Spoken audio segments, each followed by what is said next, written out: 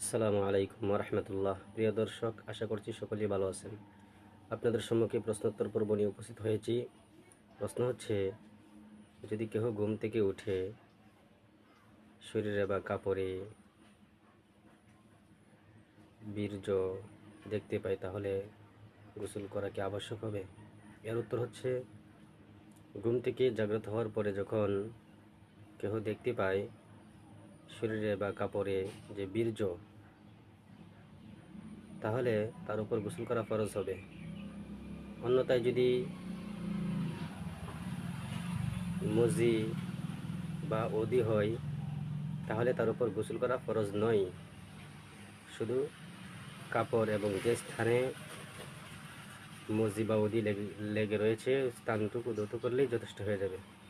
ফতোয়ার কিতাব ফতোয়া হিন্দিয়া 79 নম্বর পৃষ্ঠার মধ্যে উল্লেখিত হয়েছে।